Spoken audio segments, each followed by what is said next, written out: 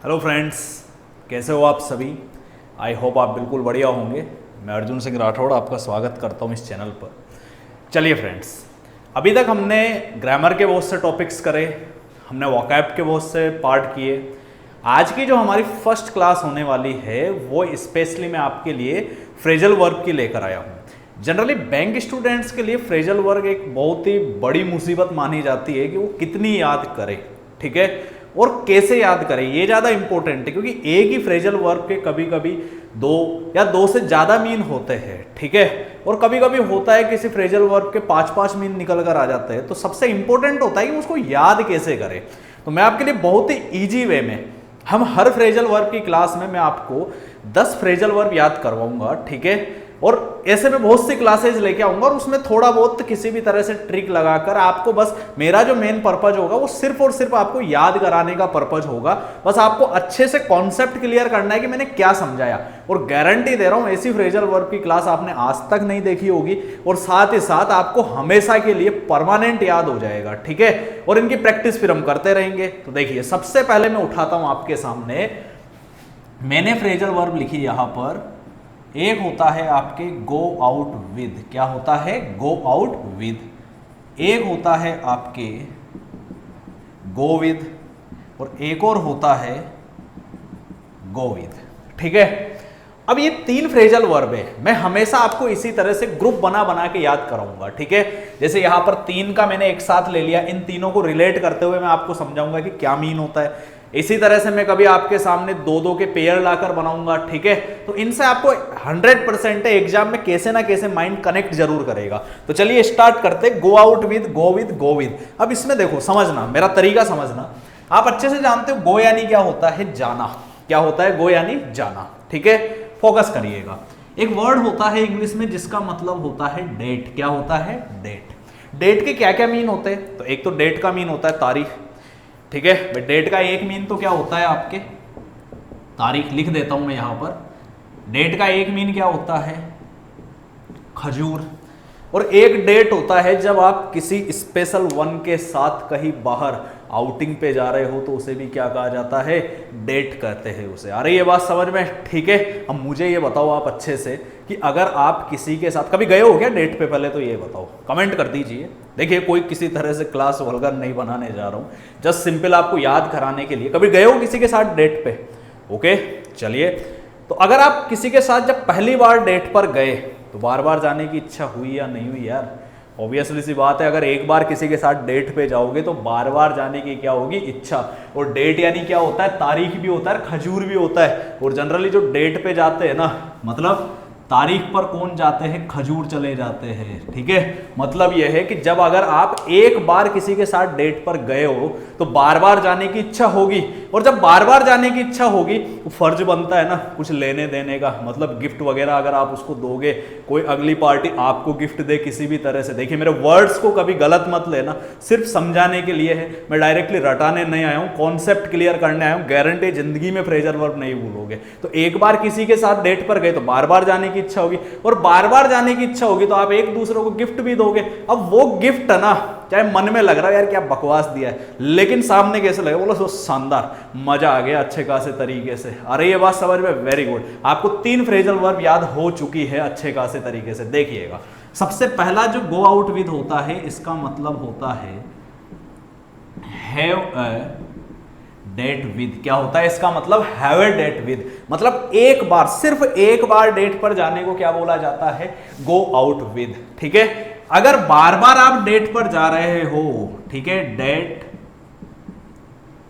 Regularly, आप कैसे date करना स्टार्ट कर चुके हो, किसी को रेगुलरली डेट पर जाना स्टार्ट कर दिए तो उसे बोला जाता है गो विद। और जब फिर आप एक दूसरे को कुछ गिफ्ट दे रहे हो, वो किसी भी तरह से आपको खुशी दे रही है, ठीक है, चीज एक दूसरे पे सूट कर रही है, तो उसे भी क्या बोला जाता है, गो विद। जैसे मान लीजिए ये क्या है आपके सामने, ये व्हाइट, मतलब इस मार्कर का जो कलर है ये कैसा है, व्हाइट है। इसका केप जो है कैसा है, ब्लैक कलर का है। मतलब व्हाइट के साथ ब्लैक कलर क्या करता है, गो विद करता है, दैट्स मीन सूट करता है इसके ऊपर। मान लीजिए जस्ट सपोज करिए मैंने किसी भी तरह से ब्लैक ट्राउजर पहना है और उसके ऊपर अगर मैं व्हाइट शर्ट पहनता हूं तो इसका मतलब मेरा जो ट्राउजर है वो व्हाइट शर्ट के साथ सूट कर रहा है, तो वो गो विद कर रहा है। तो हमेशा इसका मतलब होता है एक तो कोई भी चीज सूट्स करना, ठीक है, और साथ ही साथ कोई भी चीज लुक प्लीजिंग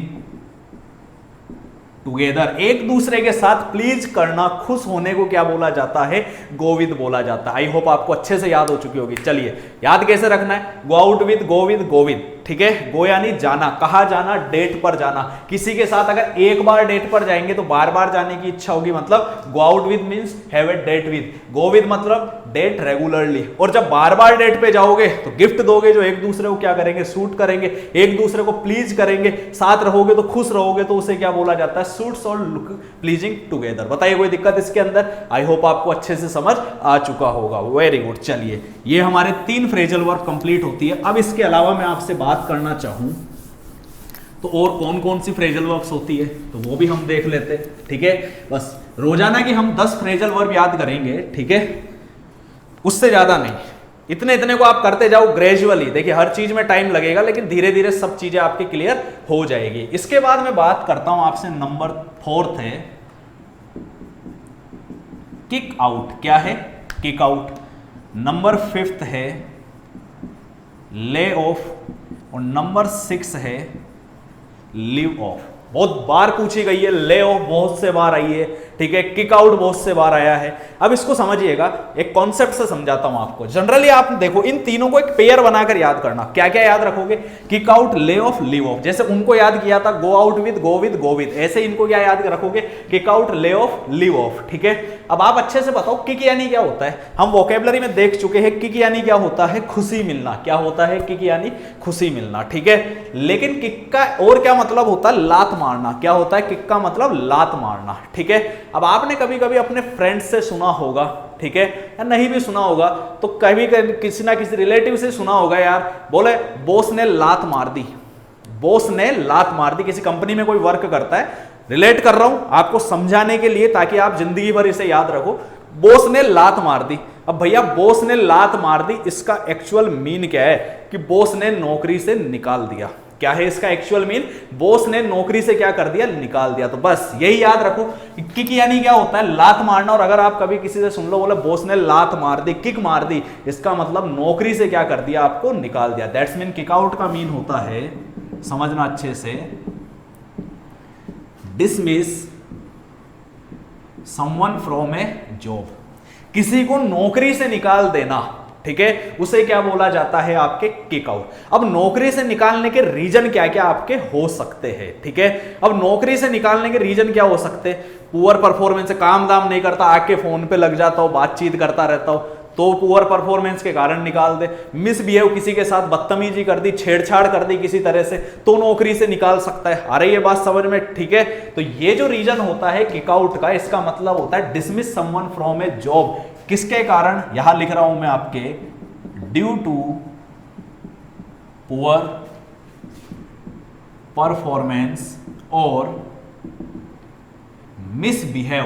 ध्यान रखना, नेगेटिव वे में अगर नौकरी से निकाल दिया जाए, मिसबिहेव के कारण या पुअर परफॉर्मेंस के कारण नौकरी से निकालते हैं, तो उसे क्या बोला जाता है, किक आउट, ठीक है। अब इसको भी ऐसे याद रखो, दूसरा तरीका समझा रहा हूं। अब आप जस्ट सपोज करिए मैं किसी कंपनी में रात दिन काम कर रहा हूं उनके लिए, ठीक है, और मुझे अच्छा खासा वो पे भी कर रहे हो, क्लियर। लेकिन कभी कभी मान लो ऐसा हो कि उसके अंदर कोई काम ही नहीं बचा, उनके पास प्रोडक्शन ही नहीं है, उनके पास पैसा ही नहीं बचा, और वो आपको ये कहते हैं या मुझे ये कहते हैं, बोले अब आप घर बैठो यार, ठीक है। तो जिस इंसान के लिए मैं दिन रात लगा रहता था, आज वो मुझे क्या कर चुका है, निकाल चुका है। अब ऐसे इंसान को मैं लाइफ में याद रखूंगा या उसी दिन साइड में कर दूंगा? ऑब्वियसली सी बात है, उसी दिन मैं क्या कर दूंगा, उसे साइड में कर दूंगा। तो बिल्कुल ये दोनों याद हो चुके। ले ऑफ यानी भी होता है आपके dismiss someone from a job. Same mean, किसी को नौकरी से निकाल देना। लेकिन नौकरी से निकालने का कारण क्या है? लैक ऑफ वर्क, ठीक है, lack of money, lack of production, ठीक है। प्रोडक्शन की कमी के कारण, मनी की कमी के कारण, वर्क की कमी के कारण अगर किसी को नौकरी से डिसमिस कर दिया जाता है तो उसे क्या बोला जाता है, ले ऑफ। और ऐसे इंसान को मैं हमेशा के लिए क्या कर दूंगा, भुला दूंगा, ठीक है। दैट्स मीन फॉरगेट, उसको मेरी लाइफ से ऑमिट कर दूंगा। तो फॉरगेट और ऑमिट को भी क्या बोला जाता है, आपके लीव ऑफ। क्या बोला जाता है, लीव ऑफ। आई थिंक आपको समझ आ चुका होगा अच्छे खासे तरीके से। तो इन तीनों को एक साथ याद रखना है ग्रुप बनाकर। क्या क्या बोलिए मेरे साथ, kick out, lay off, leave of, ठीक है। किक आउट में कैसे याद रखना है, किक, किक यानी लात मार देना। बॉस ने लात मार दिया, बॉस ने लात मारी, इसका मतलब नौकरी से निकाल दिया। अब नौकरी से निकालने का reason, dismiss someone from a job due to poor performance और मिसबिहेव या कुछ गलती कर दे कंपनी में इस तरह से, ठीक है। फिर नेगेटिव वे में अगर नौकरी से निकाला है तो वो होता है किक आउट, ठीक है। क्योंकि लात पॉजिटिव वे में नहीं पड़ती है, लात हमेशा कैसे वे में पड़ती है, आपके नेगेटिव वे में पड़ती है। और ले ऑफ कब होगा, जब नौकरी से निकाल दे लेकिन रीजन कैसा हो, नेगेटिव नहीं हो। रीजन हो पैसा ही नहीं है, काम ही नहीं है, प्रोडक्शन ही नहीं हो रहा। जैसे इस समय आप ध्यान रखना, ये क्वेश्चन बन सकता है। अभी जैसे लॉकडाउन पीरियड जैसे ही हुआ है, लॉकडाउन ओपन हुआ है अब, ठीक है। ऐसी कंडीशन में बहुत सी कंपनियों के पास काम नहीं है, किसी भी तरह से प्रोडक्शन ही नहीं है, अब वो मजदूरों को बेच दिए, नौकरी से निकाल रहे लोगों को, ठीक है। तो इस कंडीशन में क्या होगा, आपके ले ऑफ होगा, ना कि किक आउट होगा। और ऐसे इंसान को हम अगर भुला दिए, ठीक है, हमने भुला दिया, बोले उनके जाना ही नहीं है वापस कभी, तो वो कहलाता है आपके लीव ऑफ। आई होप आपको अच्छे से समझ आ चुका होगा। चलिए अगला देखते, तो रिवाइज करते रहिए तब तक मेरे साथ। पहला क्या था, गो आउट विद मतलब have a date with. Second go with का मतलब क्या था, वेरी गुड, डेट रेगुलरली और स्टडली। थर्ड गो विद का मतलब क्या था, आपके लुक प्लीजिंग टुगेदर, और साथ ही साथ सूट्स करना किसी भी चीज पे। फिर मैं बात करूं आपसे, तो नंबर 6 7 है आपके सामने। एक होता है हैंड आउट और एक होता है आपके हैंड इन। दो होते हैं, क्या क्या होते हैं, हैंड आउट और हैंड इन। इसको सिंपल सा ऐसे याद रखो, ठीक है। जैसे मान लीजिए मुझे कभी आप लोगों का कोई टेस्ट लेना हो, ऑफलाइन टेस्ट लेना हो, मैं आया, मेरी क्लास के अंदर लगभग 100 स्टूडेंट्स थे, ठीक है। और आने के साथ मैंने सबको क्या किया, एक एक प्रैक्टिस पेपर मैंने सबको बांटा, ठीक है। ये मैंने हैंड आउट किया और सबको मैंने हाफ एन आवर का टाइम दिया। हाफ एन आवर आफ्टर सब लोगों ने उसको पेपर को करके वापस से मुझे दिया, तो वो उन्होंने क्या किया, हैंड इन किया। दैट्स मीन हैंड आउट का मतलब होता है कोई भी चीज क्या करना, डिस्ट्रीब्यूट करना।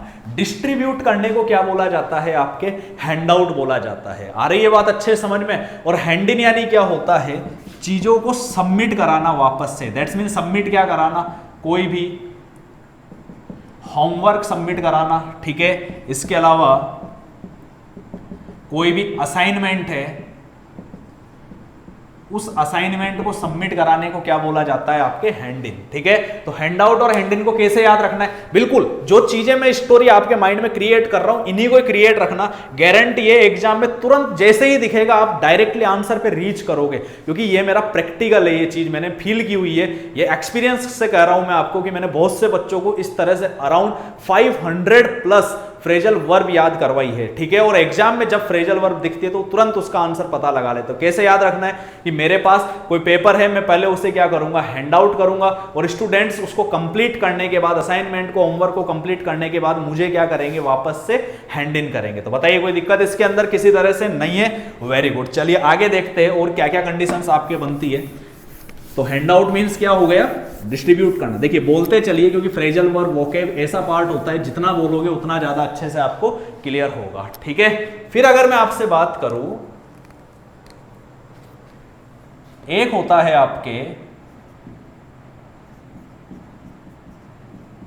जैकब, सॉरी यार मार्किंग आई होप रॉन्ग हो चुकी है, जो भी है।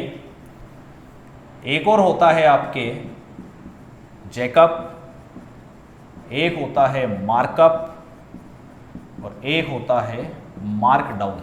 इन चारों को एक साथ याद रखना है आपको। आ रही है बात आपको अच्छे समझ में, वेरी गुड। तो कैसे याद रखना है इनको, Jacob, Jacob, markup, mark down, ठीक है। चारों एक साथ रखो। अब देखिए जैक आप अच्छे से जानते हो, जैक क्या होता है।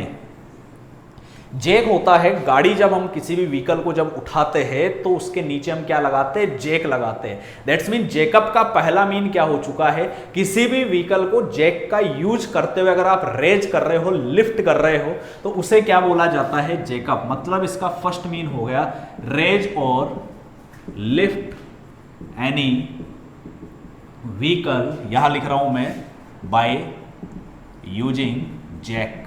ठीक है, रेज और lift any vehicle by using jack, किसी भी जैक का यूज करते हुए अगर आप व्हीकल को रेज कर रहे हो, लिफ्ट कर रहे हो, तो वो क्या कहलाता है, आपके जैकअप कहलाता है। आ रही है बात अच्छे समझ में, वेरी गुड।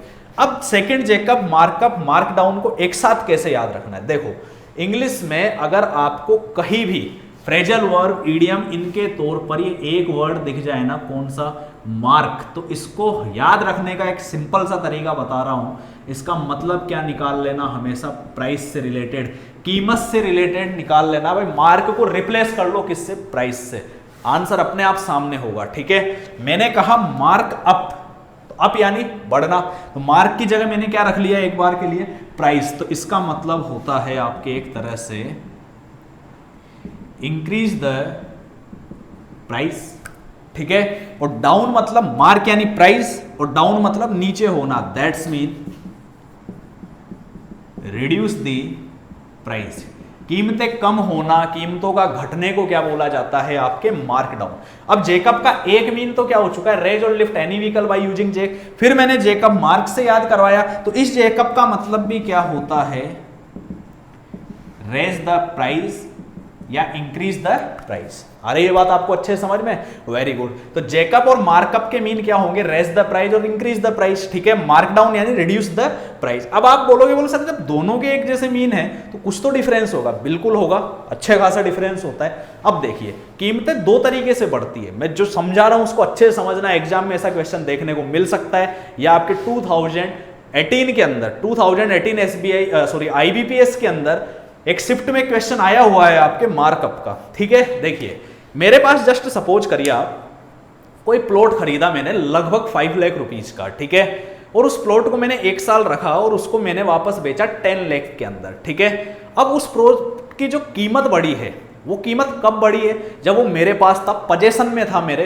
और फिर अगर कीमत बढ़ी है तो पजेशन में चीज होने के बाद अगर उसकी कीमत किसी भी तरह से बढ़ती है तो उसे बोला जाता है आपके जैकअप। क्या बोला जाता है उसे, जैकअप। ठीक है, और मार्कअप होता है, जैसे मान लीजिए मैं लास्ट ईयर मैं थार खरीदने गया, जिप्सी आती है थार, तो उसकी कीमत जब शोरूम पे गया तो उसकी कीमत थी 10 लाख रुपीज। अरे ये बात समझ में, मेरे पास पैसा नहीं था, मैंने सोचा कोई ना यार 6 महीने बाद खरीद लेंगे, पैसा आएगा तब। ठीक है, और जब मैं वापस से 6 महीने बाद गया तो उसकी कीमत हो गई 12 लाख रुपए, 12 लाख रुपीज हो गई उसकी कीमत। अब ऐसी कंडीशन के अंदर वो चीज मेरे पजेशन में थी क्या, नहीं थी, वो वहीं पे पड़े पड़े उसकी कीमत बढ़ गई। तो जब चीज पजेशन में नहीं हो और फिर उसकी कीमत बढ़ती है तो उसे बोला जाता है आपके मार्कअप। क्या बोला जाता है उसे, मार्कअप। आ गई बात समझ में। मतलब जैकअप का मतलब होता है जब चीज पजेशन में हो और उसके बाद अगर प्राइस बढ़ती है तो उसे बोला जाता है जैकअप, और जब चीज पजेशन में नहीं हो और उसके बाद अगर प्राइस बढ़ती है तो उसे क्या बोला जाता है, आपके मार्कअप बोला जाता है। तो बताइए कोई दिक्कत इसके अंदर आपको, एनी डाउट, कोई डाउट है किसी तरह से? अगर है तो आप जल्दी से मुझे एक बार कमेंट लिख दीजिए, अपना कमेंट टाइप कर दीजिए अगर कोई नहीं आया है आपको समझ में। बाकी आई होप आपको ये अच्छे खासे तरीके से समझ आ चुका होगा। तो बताइए कोई दिक्कत इसमें नहीं है, वेरी गुड। चलिए आगे देखते हैं। अब हम, ये हमारी हो चुकी है आज की जो फ्रेजल वर्ब है, ये कंप्लीट हो चुकी है। एक बार इसको रिवाइज कर लेते हैं जल्दी से। क्या क्या बताया था मैंने आपको, बताइए जल्दी से।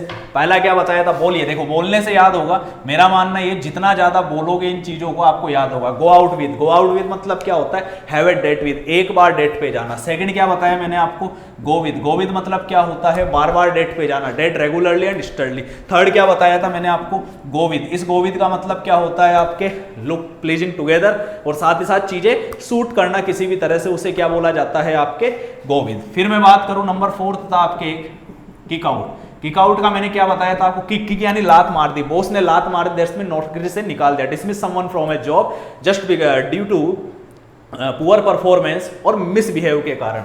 और अगर प्रोडक्शन की कमी है, इस तरह से अगर नौकरी से निकाल दे तो उसे क्या बोला जाता है, ले ऑफ करना। That's mean dismiss someone from a job, lack of money, lack of work, lack of production. और ऐसे इंसान को मैं हमेशा के लिए क्या कर दूंगा, लीव ऑफ कर दूंगा। दैट्स मीन उसे फॉरगेट कर दूंगा, ऑमिट कर दूंगा, उसको माइंड से निकाल दूंगा, तो उसे क्या बोला जाता है, आपके लीव ऑफ बोला जाता है। बताइए कोई दिक्कत उसके अंदर आपको नहीं है। उसके बाद मैं आपसे बात करूं तो मैंने आपको एक बताया था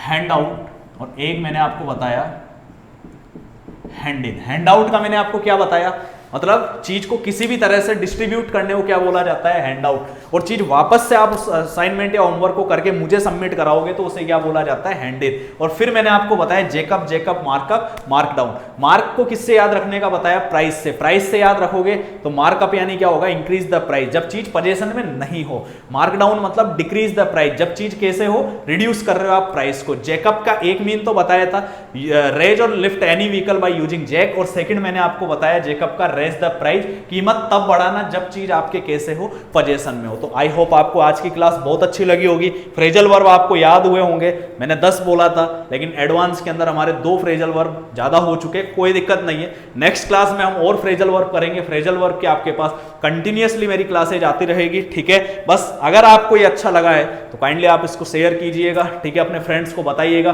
फ्रेजल वर्ब मैं आपको गारंटी देता हूं, आपको इतनी सारी फ्रेजल वर्ब्स याद करा दूंगा और बिल्कुल इसी तरीके से, ऐसी ट्रिक्स से आपको याद कराऊंगा कि आप जिंदगी में कभी नहीं भूलोगे। Okay guys, thank you so much and have a nice day.